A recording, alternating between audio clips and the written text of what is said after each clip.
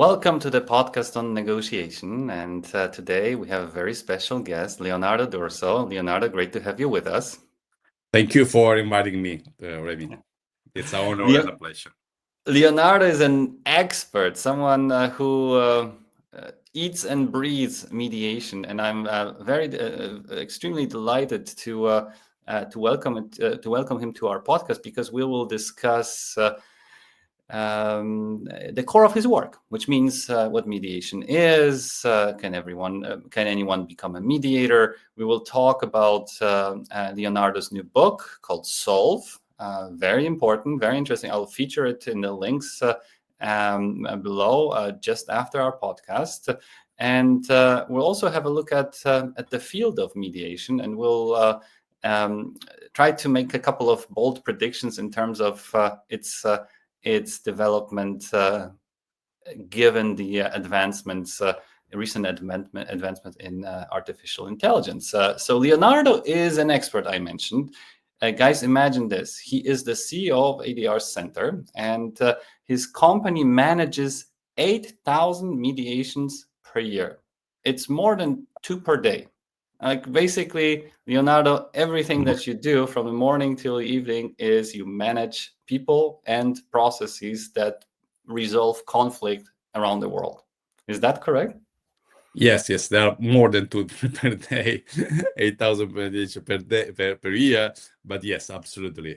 We manage a lot of mediations every year, every day, every single day. This is the core of my work with, of course, my colleagues, mediators around all offices in Italy and abroad.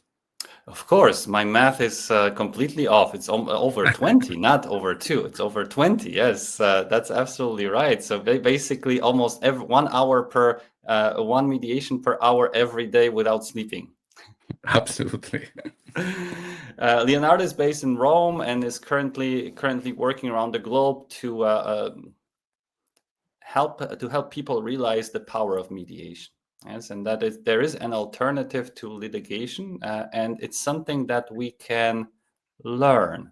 Yes, because mediation is a skill, a collection of skills, right, Leonardo? It's something that we all can learn. Absolutely. It's like a profession. It's a profession that you have to learn, to improve. More mediation you do, more you get better. However, not everyone likes this job. This mediation is a very hard job. Sometimes it's much easier to be a judge, to hear both position and then go back to the law and decide who is right, who is wrong. While as mediator, we do not have any power to decide who is right, who is wrong. We facilitate a negotiation, a very complex negotiation, where 99% is a multi-party negotiation. There are parties, the lawyers involved, and then some other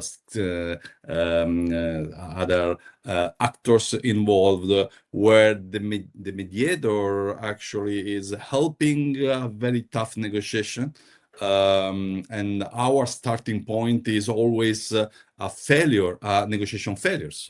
Yes. And our question is why these guys, with their consultant, with the legal consultant, they were not able to resolve their case by their own. Why they need me? And so why their previous negotiation, because always in mediation there's been a previous negotiation between the parties, why they failed.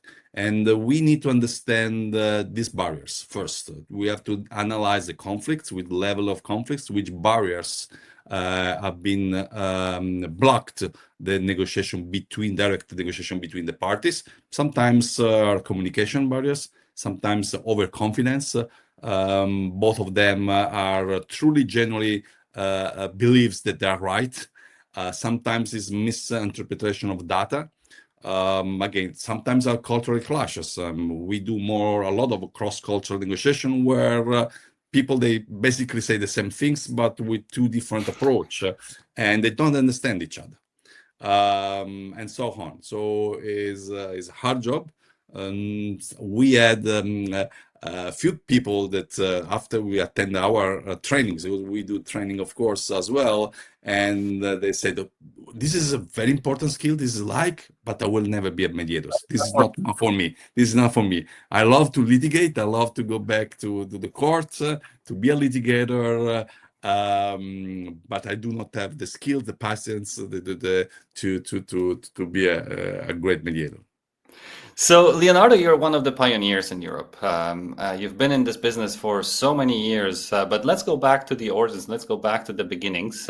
How did it all start for you? What was the key experience, and how did you? What was the moment when you decided, wait a minute, this makes a lot of sense. This is me. Well, in everyone has had some sliding doors in our life, some moments that changed in a way or another our personal life or our professional life.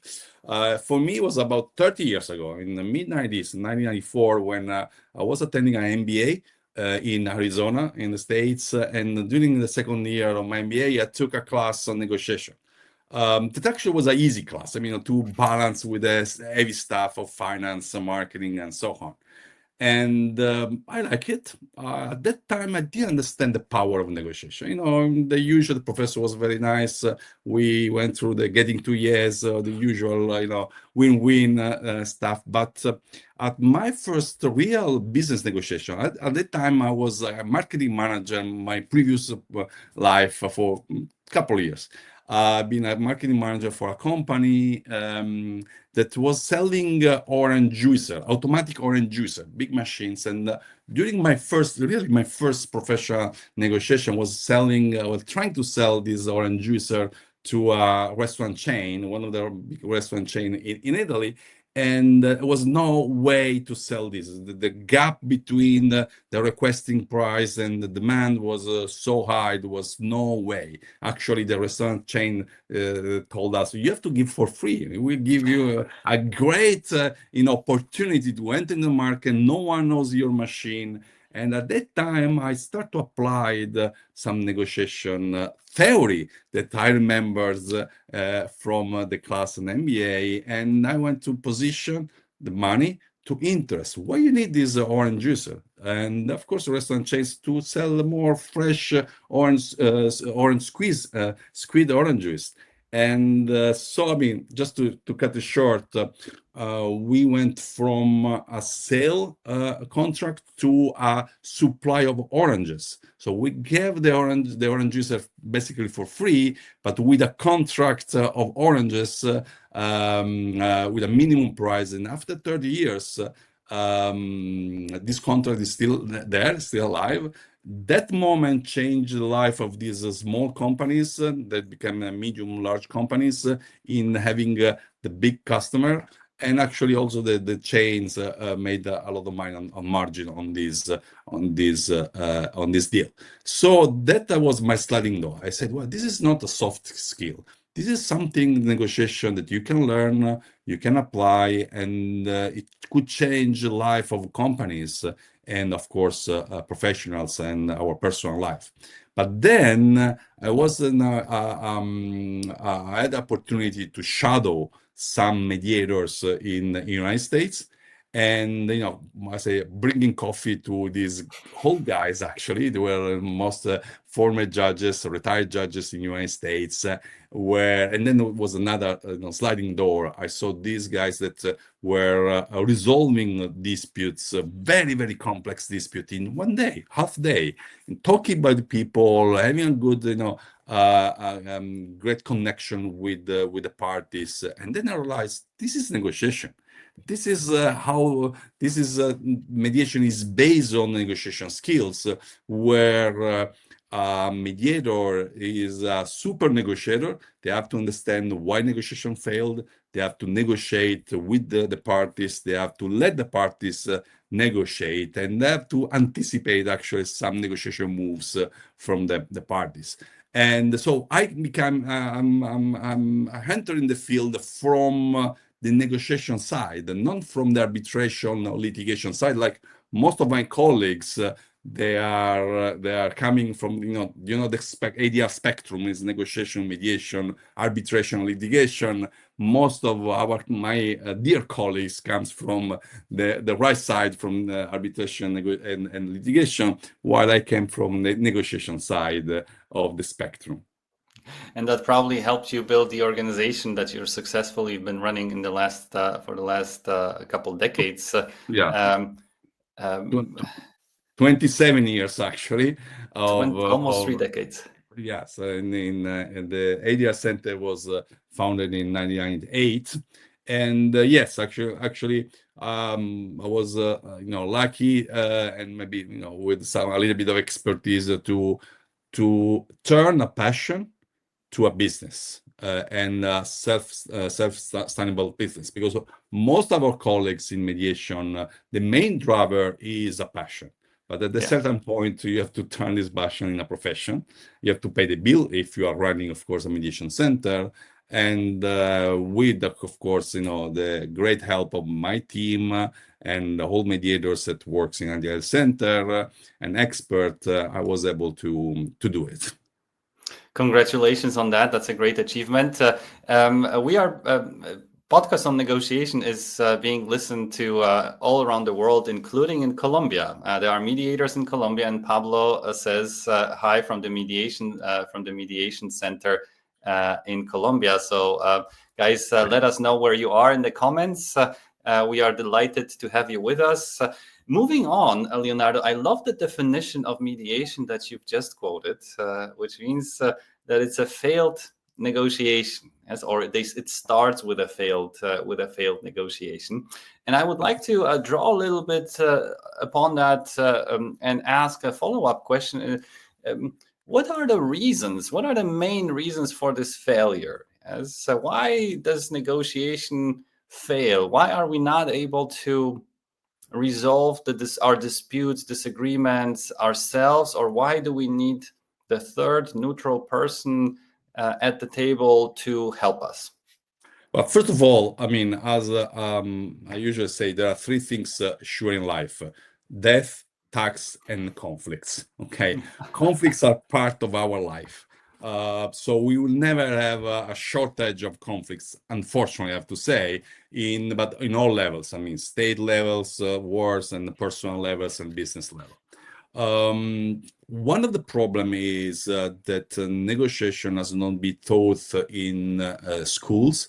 In high school, elementary schools, high school, college, and university. So 90%, maybe more, of professionals are self-learn. They learn negotiation on the street. They never heard, read a book, attended trainings.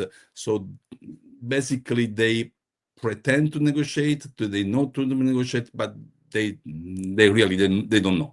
And this is, I think we can go back to the lack of, again, negotiation teaching in our training from high school to university.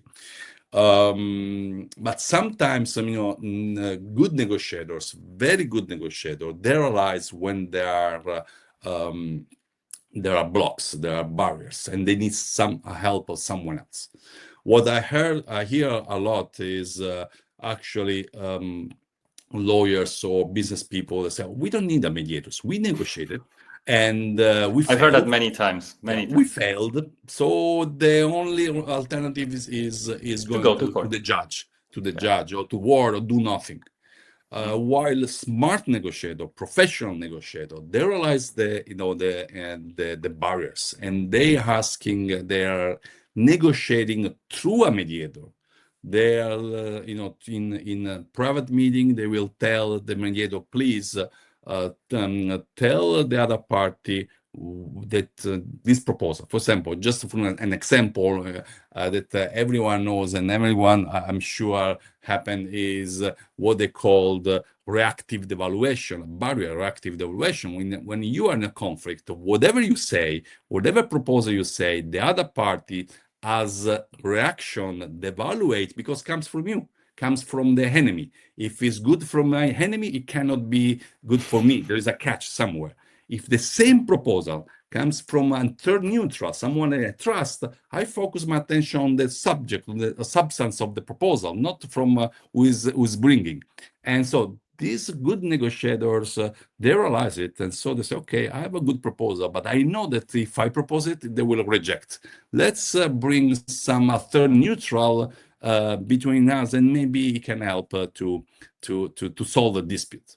So I think there's still in all over the world, there is mediation is underutilized. Like negotiation is the good and effective negotiation is underutilized. Only few people, I think, and you are, I know, a master on that, I'm sure. They know how to negotiate effectively. And so we are in this kind of battle together to train students, but not students, also professional, to negotiation and mediation techniques that are two sides of the same coin. Yes, absolutely. I can only second what Leonardo has just mentioned. All engagements, literally every single one. When I was asked to help with difficult negotiation, which was just about to be abandoned or move to court, we managed to solve 100%, 100%, all of them, every single one. I know it's not always the case, and I'm sure this trend will break at some point. But it shows very clearly that even when the parties perceive or hit their limits, as even when they realize, hey, it seems that we are about to lose a battle or start a war, there's still a way. There's still a way, and there are very well trained people out there, like Leonardo and his team, who can increase the probability of reaching agreement significantly beyond the threshold of the limits. So guys, if you're listening to us out there, and if you're facing a difficult negotiation, please make sure that you reach out to Leonardo or any other advisor of your choice, whom you trust, because people who are trained can actually make an agreement possible in almost hopeless situation, a situation that looks like it's hopeless to the parties involved. Leonardo, let's talk a little bit about mediators and their effectiveness, because it seems that it's the topic that we've just hit coincidentally. Let's talk about good mediators. Yes, can anyone become a good mediator? And if not, what are the elements? What are the traits that help people in that role that you've observed in your practice or in your team among those who are the most effective mediators? Well, like, all in all profession, I said, mediation is, to be a mediator is a profession.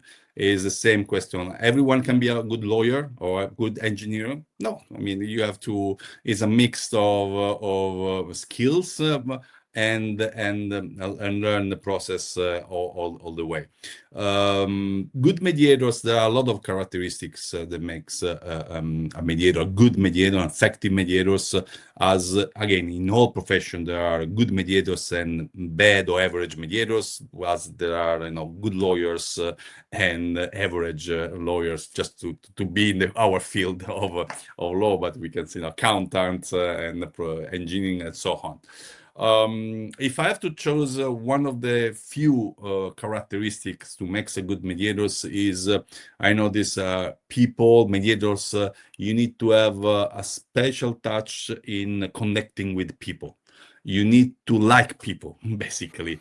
To focus on people, to read the peoples, because at the end of the day, you are trying to influence people. I mean, at 9 o'clock in the morning, both parties and the lawyers, they have their own view on the dispute. And in good faith, they think they are right, in very good faith. And at the end of the day, if a mediation is in one day, you need to be able to change their perspectives and help them without any pressure, of course. But then you need to convince them, persuade them to sign. To basically, what I say is, I will to rationalize the decision to settle or not to settle. Sometimes in one of the techniques that we use as mediators in private sessions, and we will talk about private sessions, is let's explore the BATNA. Let's explore what happens if today you do not settle. Are you sure? Yes, you will go to court. What does it mean, go to court, really? And okay, let's write here the timing. How long? And I ask the parties, how long that takes to the courts to issue a final decision? I mean, 3, 4, 5 years, and I write down 2020, 30, 2035 sometimes. Wow. So I visualize the time. And then what's the cost of that? What's the risk? Are you sure that you are, even if you have a good case, you can win 100%? And even if you win, are you sure that you can collect the money? You can execute the award?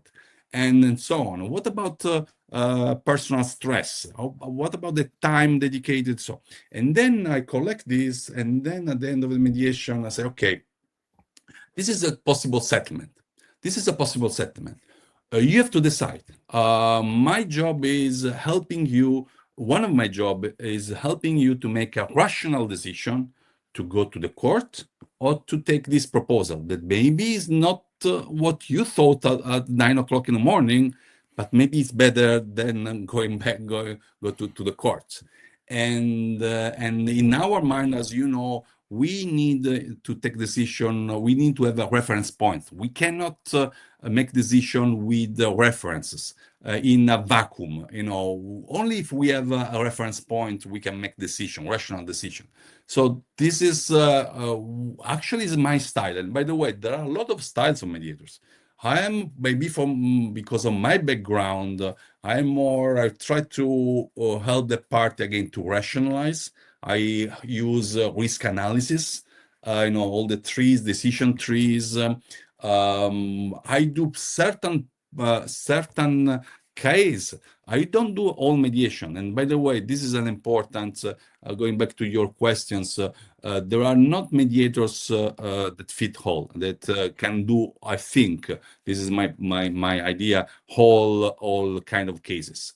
I do mostly commercial cases because it's my background, and civil commercial cases. I don't do family cases. There are colleagues of mine that are much better than me on family cases.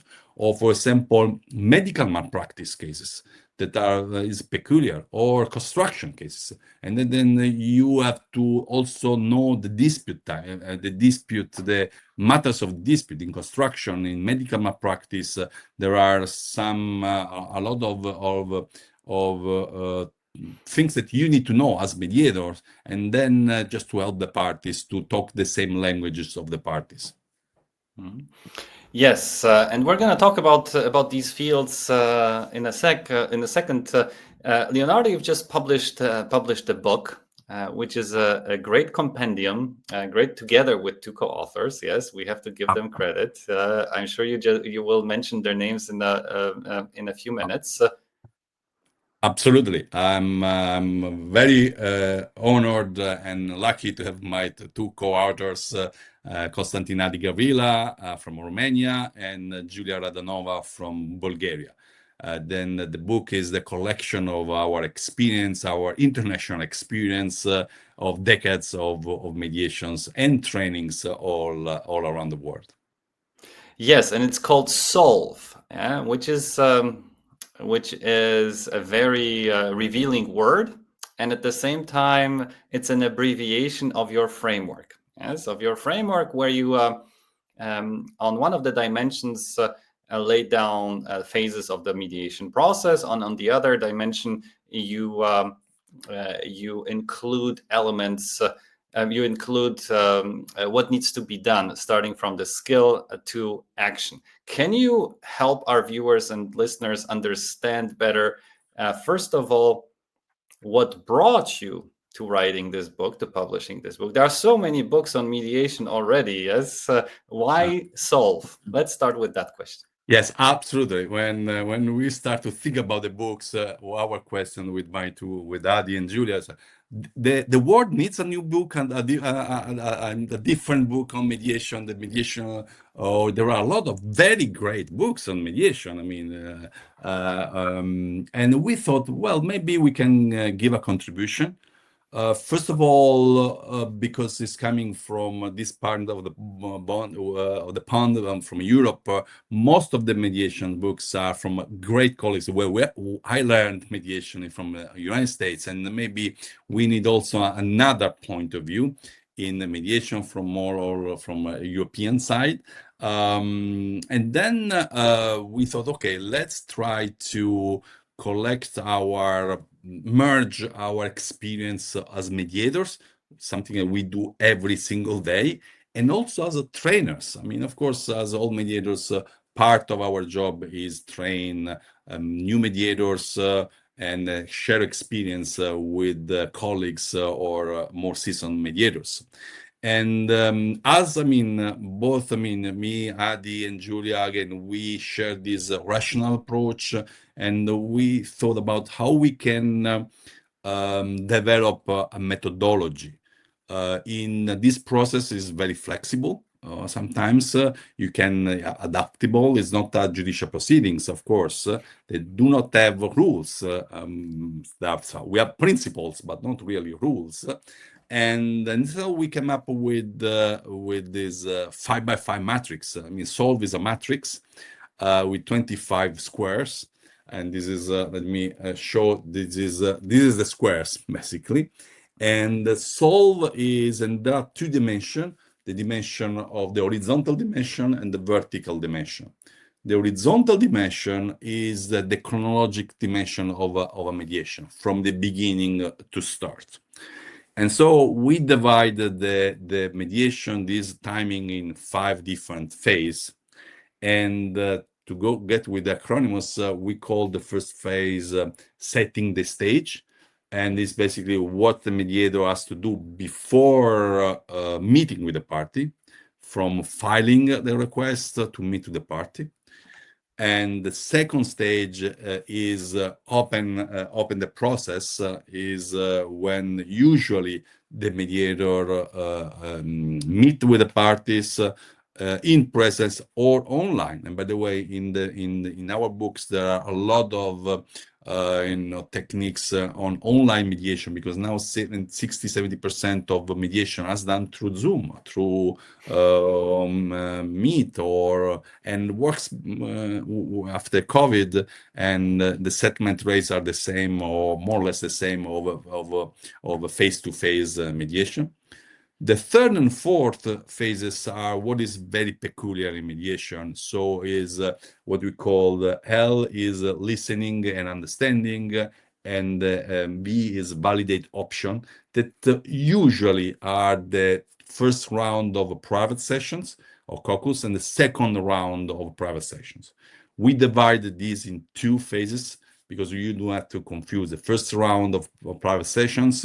The goal is listening, understand. You do questions, you make questions, and you listen. You have to explore which are the interests of the parties, to understand the data, to understand the agenda, what they really want.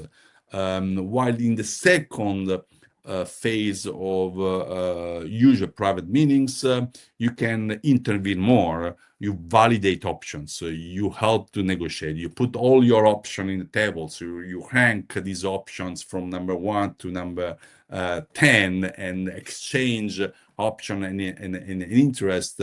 And finally, the last phase is also enable resolution.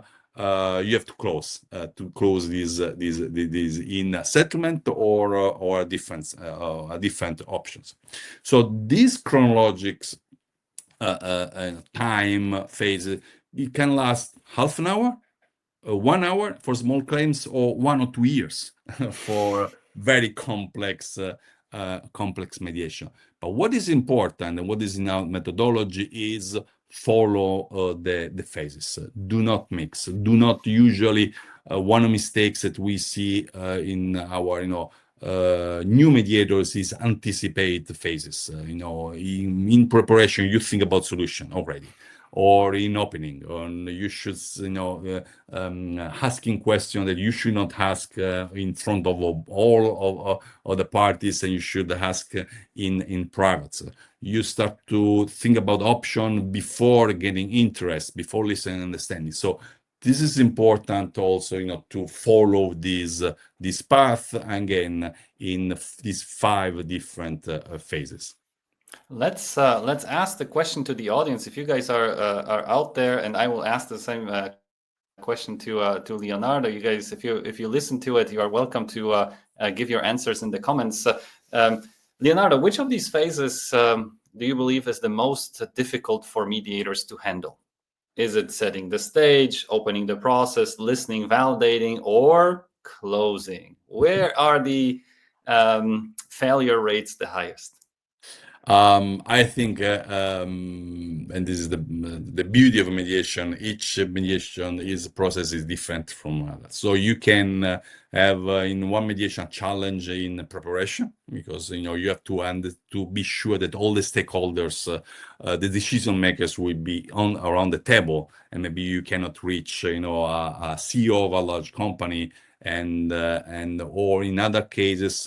You have a challenge in closing. You are like that to close, and the parties we do not take the responsibilities to make decisions, and they don't want to close it. So each phase, I think, is very important.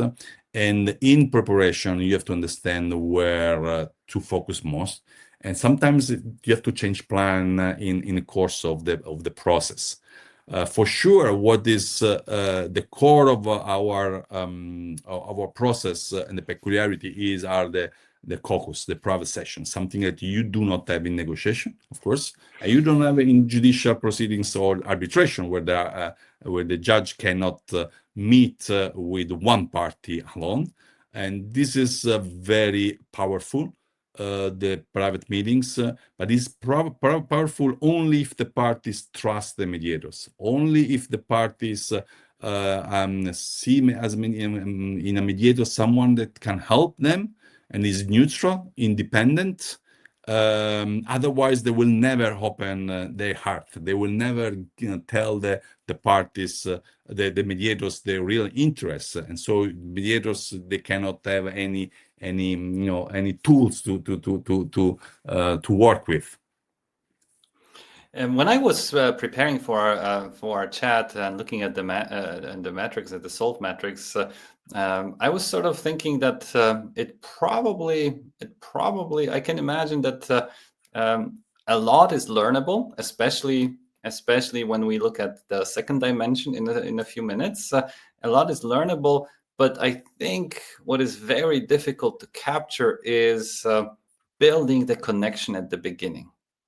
Yeah. As I think something that you emphasize in one of your earlier answers, that the difference between excellence and effectiveness lies in this sort of difficult to capture feature that some of the mediators have and others don't, and that is the ability to bring others to open up their interests. Yes, you called it trust, you called it credibility. I guess it's a combination of many aspects. How do you see this? How do you see this? How do you recognize whether mediators that you work with do have this connection or are able to build this connection or not? How does this work in mediation? Well, actually, I can quote a couple of colleagues. One is Judge Danny Weinstein, is one of the most prestigious and famous mediators in the United States. He founded the Weinstein International Mediation, and actually one of his great skills and why he's becoming very famous, popular as in the mediation world, is because his ability to connect with people. I saw him when he talks with someone in a party. He focuses on his or her, really, without distraction. And another good example, another mediator, Kim Deck, told me, and she's a mediator from California as well, and she told me once, you know what, I learned a lot in my student years to waiter. When I was waitering in restaurants, how to connect with people, how to help people, because of the tip and so. These skills then were been very helpful when now in a mediation, because I care and people understand that I care. And sometimes because we are not in the conflicts, we are neutral, we are independent, objectives. And sometimes a lot of the time I tell the parties, because it's not my conflict, I can help you. If I were in your shoes, I understand, because if you are in the conflict, you are blind, you cannot be objective. And so this is, I think, is important in connecting. And I did in Italy. Part of our success in Italy is because of our legislation in mediation, where in most of our dispute types, dispute matters, parties need to meet with a mediator. Is a requirement. It's not really mandatory. It's a soft mandatory. So the mandatoriness aspect is to meet in a single room or online with your counterpart, with a professional mediator. And so what happens? I did 1,000 of these first meetings. And then the parties can decide whatever they want, voluntary, to opt in or to opt out. But what the magic is, this nudge, people start to talk, to reconnect. Think about, I had a mediation 1 month ago about inheritance cases. I mean, two sisters that didn't talk to each other for years and years. So they were, one sued the others. The law forced them to talk, to reconnect. And then they, at the beginning, in the first 10 minutes, they will not even look at each other. Then only lawyers talks. And then I was able to let them talk. And then, they start to talk. And then they start to say, you remember, our mother loved you more than me. And then you stole my boyfriend during our university time. Do you remember? And so on. It's the law matters? Not, of course. It was the relationship. And this is the same. I mean, it's same the relationship between us as a mediator and the parties, but it's very important to restore the relationship, at least reconnect between the parties. When you start a judicial proceeding in courts, or you do not have chance to meet with the other parties when there is a conflict. So you never meet one party, or they will never meet in the law office of the other parties. They sometimes meet in a waiting room before a hearing in the courts. And so we gave also, and this is important, the logistics. Sorry, I'm talking about mediation, the logistical mediation, but this is important to help the parties to meet in a neutral space, virtual or physically, with the professional mediators. And this is the magic start, really. So it's connection, is, as our friends say, negotiation is human relationship, and you need to be very good in this relationship, in connecting and reconnecting people. Building trust, establishing credibility, making sure that the parties understand your role as someone who is there to help, someone who might have access to areas that they might not have access to because of their conflict blindness, and so on. I completely agree with what you said. So Leonardo, I think that's the right time to move over to the vertical dimension. Yes, the vertical dimension of your matrix. Could you briefly introduce it to our listeners and viewers? Absolutely. The vertical dimension is, for each one of these 5 phases that I mentioned, we have a column, so a vertical dimension. That the first one, and actually is another acronym, is task. The first one is target. So for each of these phases, we have goals, targets to achieve for our preparation, opening the stage, and set the stage, and so on. The target is the first one. The second one is activities, physical activities the mediators has to help the parties to do. The third part is the core, is the toolbox, is the strategies, the mediator strategies, is the toolbox for each mediator. And then we have, and this is a peculiarity, I think, is keys, framework from other fields, communication, persuasion. And then skills, and then as the last one. Again, there are skills as decision making, time management, basic and advanced negotiation, communication, persuasion, that the mediators needs to master, and this is important. So all over this, I mean, between horizontal and and vertical axis, we come up with 144 topics. 144 topics. And maybe there are more, of course. I mean, and the goal of our methodology is giving a box, a framework with some, again, 144 methodology, strategy, activities, goals, and so on, keys, where the mediator can pick one of few based on their own mediation, their assess of the conflicts, and then, of course, had others. So our books with Adi and Julia, the idea is the book is being won't be a starting point of a project where we would love to hear feedbacks from our colleagues to enhance this methodology, to put the other topics in these frameworks, and to share their experience with us and with other colleagues. I have many ideas already, research ideas. Once I've started digging into your book, that we might explore at some point later on, especially centered around the connection between skills and effectivity of the process. But anyway, before we move there, I was wondering. So we have two dimensions, right? We have the process dimension, and we have the task dimension, right? What to do in which phase of, or what is important, what to do in which phase of the process. How do we use this matrix? Well, great. I mean, again, it's a step-by-step methodology where if you are a new mediator, so it's better to to learn all of these steps from the horizontal axis to the vertical axis, to have a good understanding. This is usually we do in that 5-day trainings.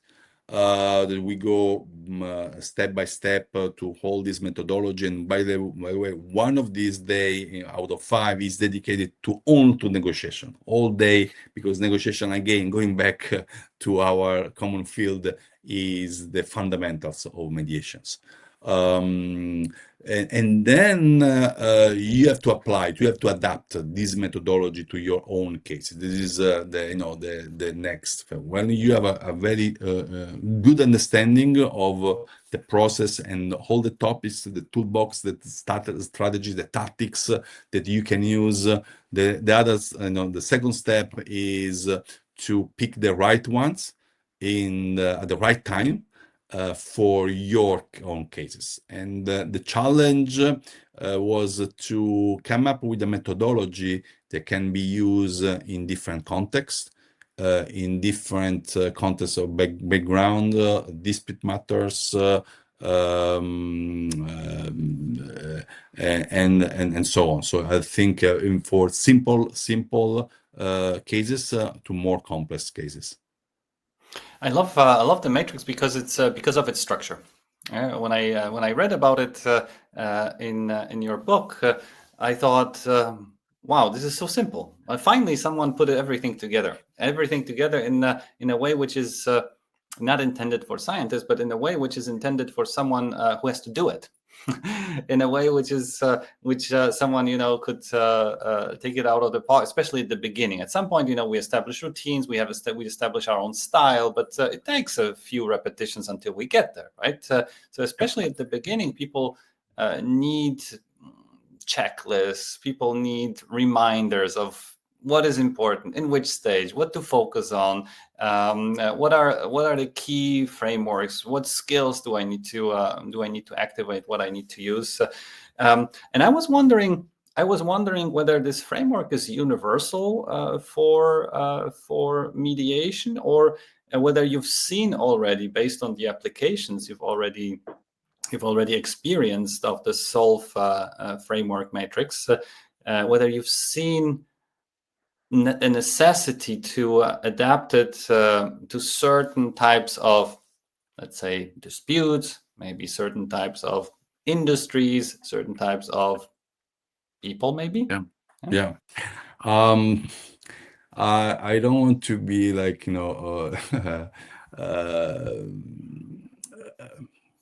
as I say, I think yes. I think our goal was to make it universal.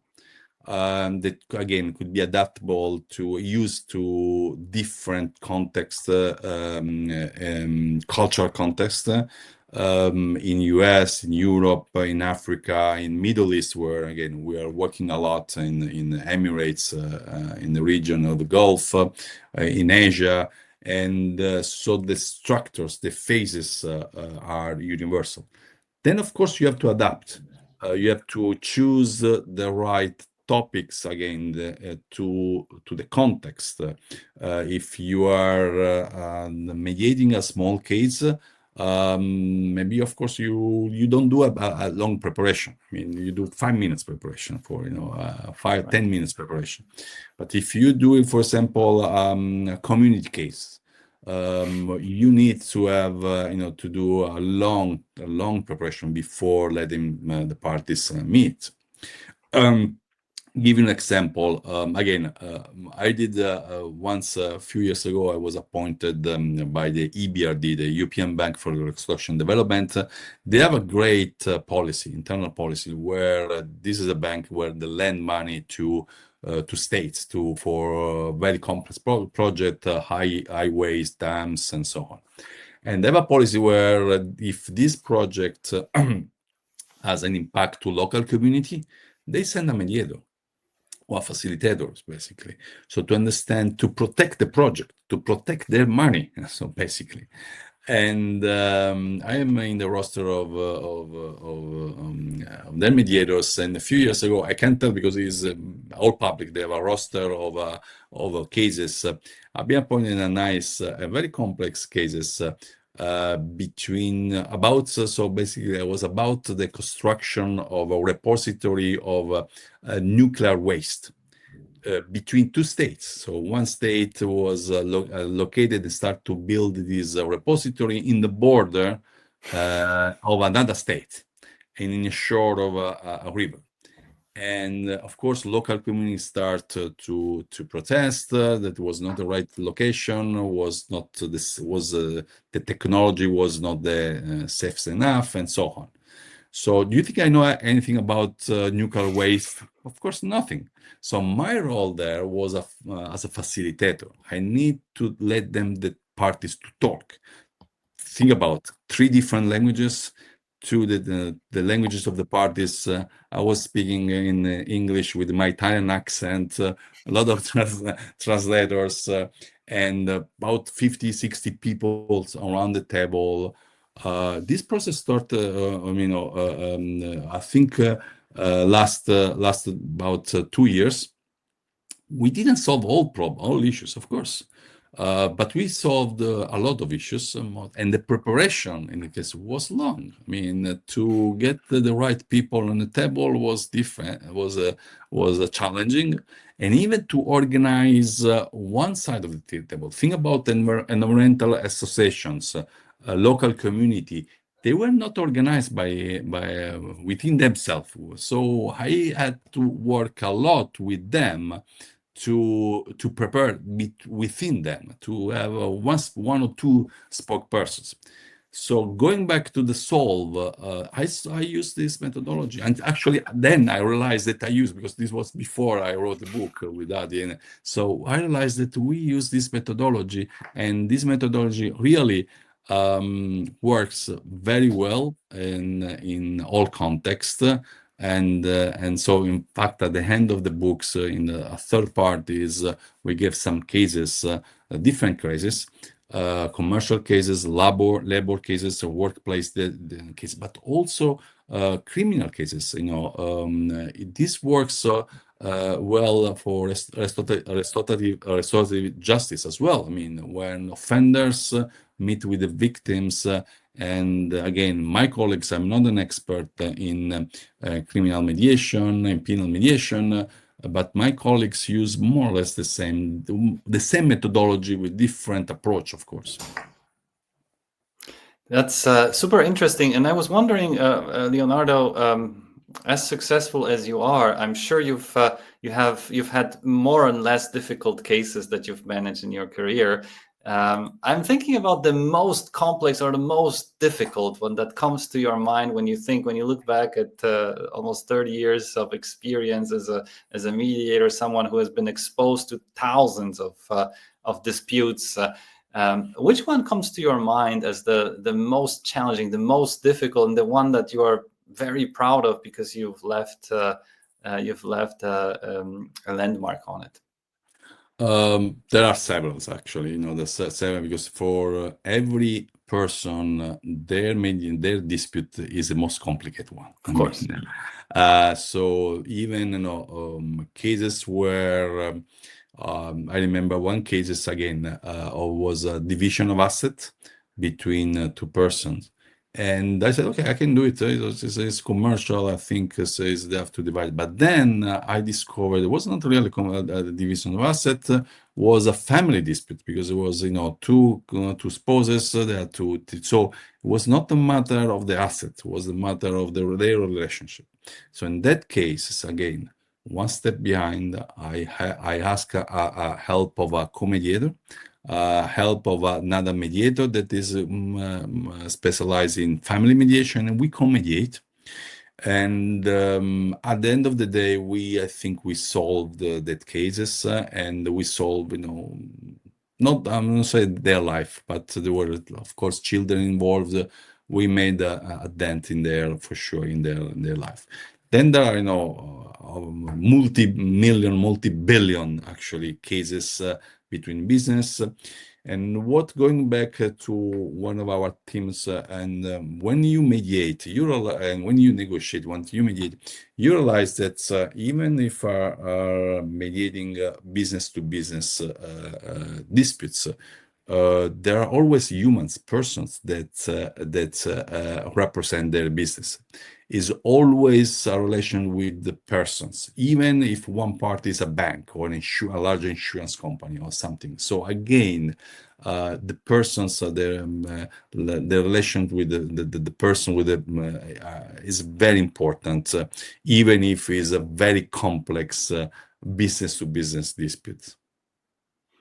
That's amazing, and the more I think about your matrix, the more it reminds me of the Matrix and the research that we're doing on AI, in which there are various attempts to launch to inject this technology into negotiation processes in various forms, and I'm sure that there are also such attempts in mediation, something that we want to look at.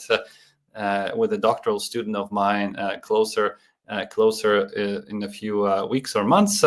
And I wanted to ask you about this and other trends that we are bound to experience. What is your feeling? Do you believe AI can be an effective mediator? Based on what I've understood so far, you might be skeptical because it might be very hard for AI to connect to people. But on the other hand, it might be very easy for AI not to be biased and remain neutral. So what do you think, Leonardo? What's your take on this and other trends in mediation?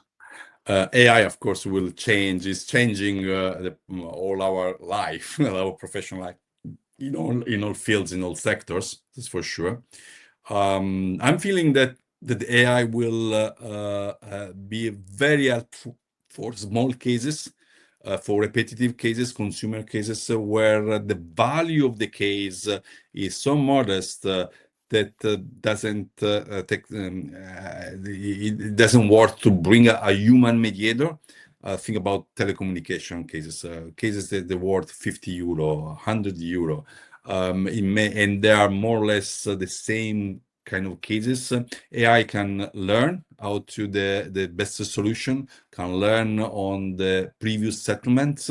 It can help to give a proposal, a settlement proposal in reading the facts in seconds, in matter of seconds, and we are experimenting this.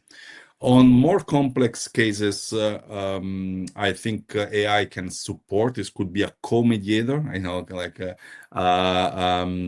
can help the mediators to read through the briefing, to come up with possible solution.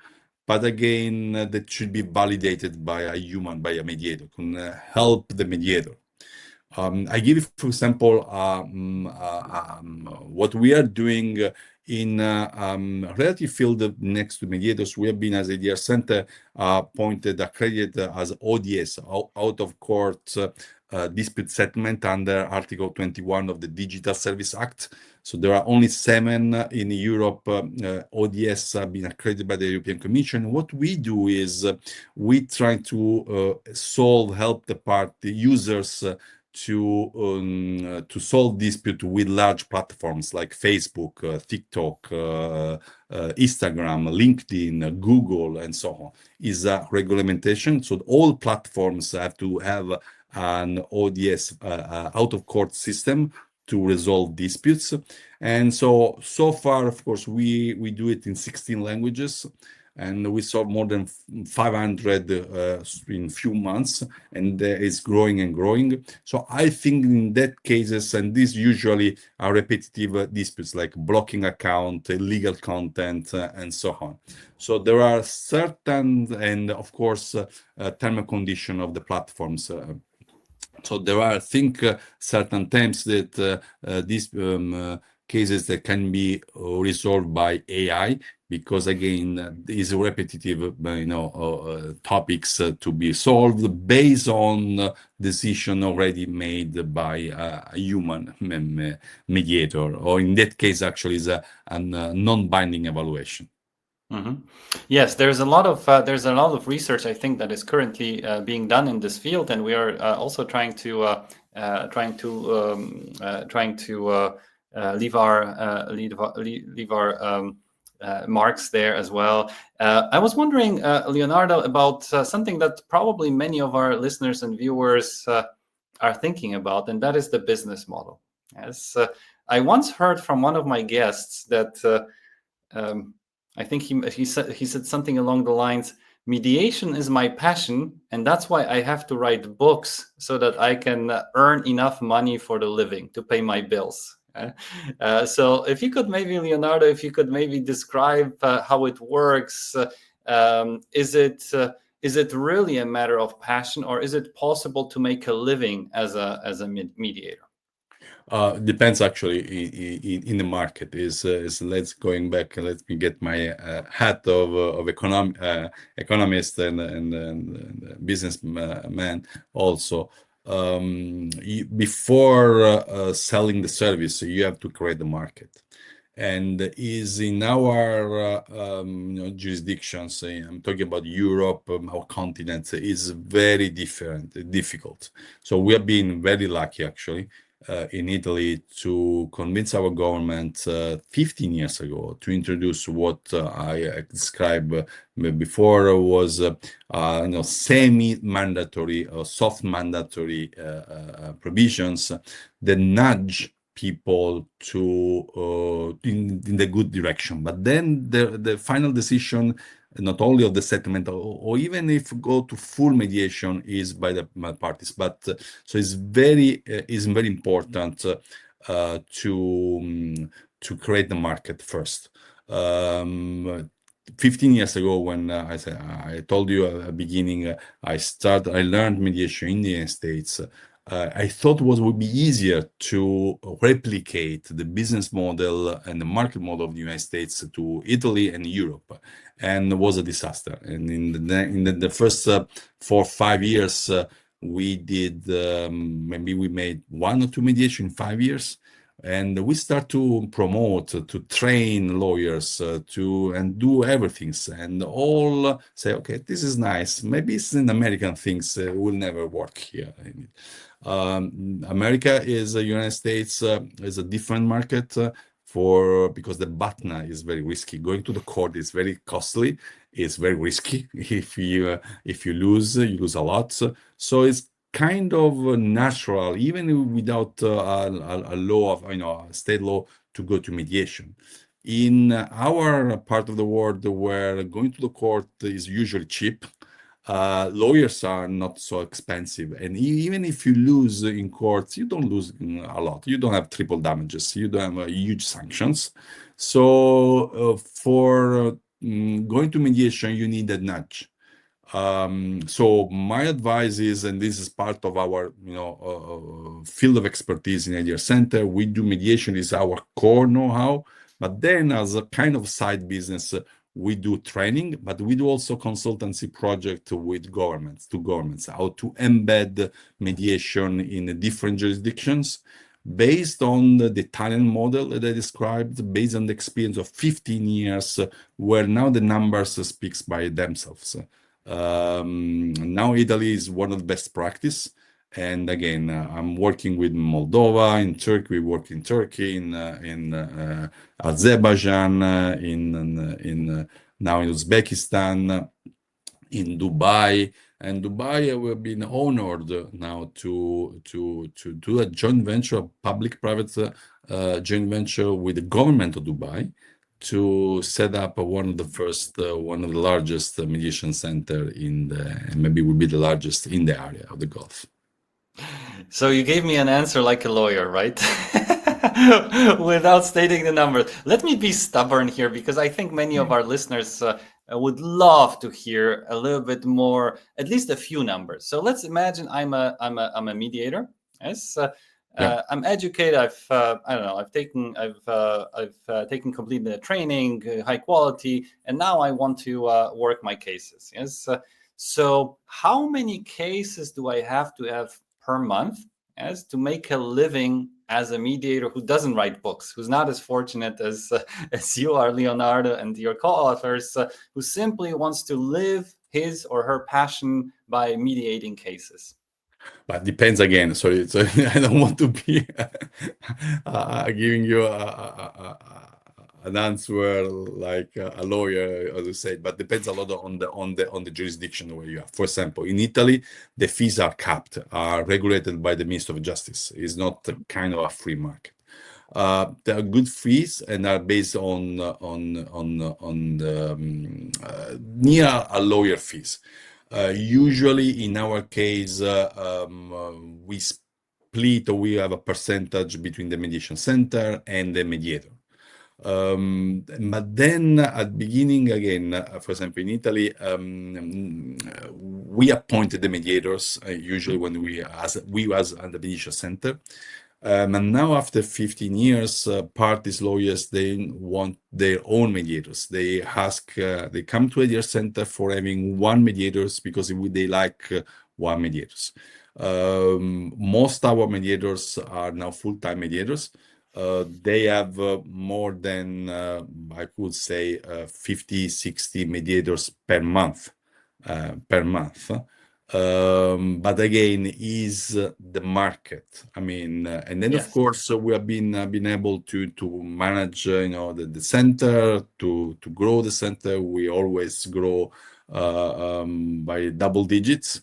And in our case, for example, in our legislations, we do not use the remuneration criteria of the US or UK, where they go by time or by sessions. That actually makes a lot of sense. In Italy, because it's regulated, it goes by the value of the case. It's like a lump sum by the value of the cases, regardless of the number of sessions of mediations. And it could be from something from 100 euro for small cases to 5,000 or 10,000 euro for 20,000 euro for large cases. And usually, in average, we close a mediation in 3 sessions, 3 sessions and a half within 90 days. In our experience, going back to your questions, there is a transaction. Of course, you cannot live with mediation from one day to another. You need to build your practice. Most of in Europe most of the mediators are lawyers. Of course, I'm one exception. I'm not a lawyer. but about 80% are lawyers, and they start to mediate within without giving up their law practice. And then they go like in 1 or 2 years, maybe 3 years.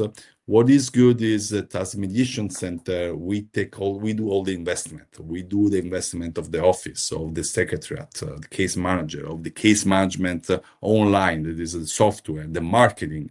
So the mediator has kind of only to show up when the appointment is. And so this is a easy entrance. And after 2 or 3 years, many mediators, they give up or they reduce a lot, I have to say. They reduce a lot of the law practice because they enjoyed more mediation than going to the courts. And we have been able to marketing the mediators as well. I mean, to promote them. All our mediators are featured in LinkedIn. We give, they write articles. And then again, there are more mediators. Some mediators are more asked from clients. We want these guys, and these guys is booked. We have some exceptional mediators that more mediation you do, more you get better. So is a circle, and but it can be possible. I mean, but again. In Italy, there are a good number of mediators. They live for only with the mediation fees.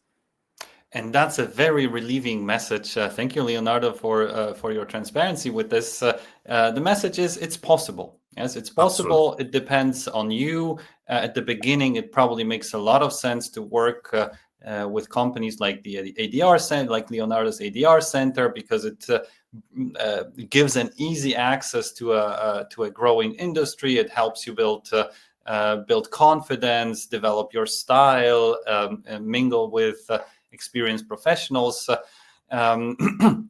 And at some point, if you discover that your passion is strong, even strong, and you would like to do more cases, hey, there's always a possibility to develop outside of this. Thank you for sharing this, Leonardo. I have my last question for today. Wow, it's been such a pleasure talking with you. I think we have to do a follow-up at some point. Absolutely.